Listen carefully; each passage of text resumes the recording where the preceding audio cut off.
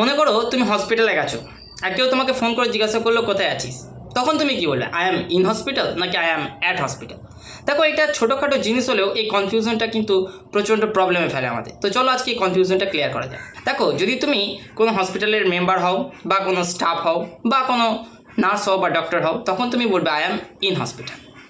কিন্তু যদি তুমি হসপিটালে কাউকে দেখতে গেছো, চলে আসবে, তখন তুমি কী বলবে? I am at hospital. Similarly ধরো তুমি রেগুলার ভিজিট করতে যাচ্ছ, ডাক্তার দেখাতে যাচ্ছ, চলে আসছো বা কোনো চেকআপে যাচ্ছ, সেক্ষেত্রে তুমি কী বলবে? I am at hospital. কিন্তু তুমি ধরো অ্যাজ এ পেশেন্ট অ্যাডমিট রয়েছে হসপিটালে অনেক দিন ধরে, তখন তুমি কী বলবে? I am in hospital. এই জিনিসটা একইভাবে স্কুলের ক্ষেত্রেও কাজে লাগবে। কেমনভাবে? দেখো, যদি তুমি মনে করো স্কুলের কোনো টিচার হলে বা স্টাফ হলে বা কোনো স্টুডেন্ট হলে, তখন তুমি কী বলবে? I am in school.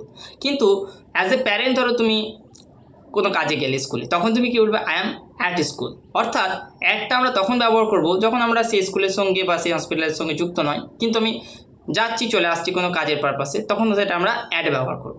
R in কখন ব্যবহার করব? যখন আমি ওইটার সঙ্গে যুক্ত আছি অ্যাজ এ মেম্বার হিসাবে বা কোনো কর্মচারী হিসাবে, তখন আমরা সেখানে ইন ব্যবহার করব।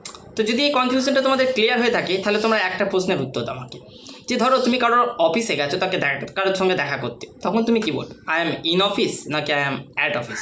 Late me know in the comment. আর এরকম ইন্টারেস্টিং টপিক যদি তোমরা পেতে চাও, তাহলে ফলো করো।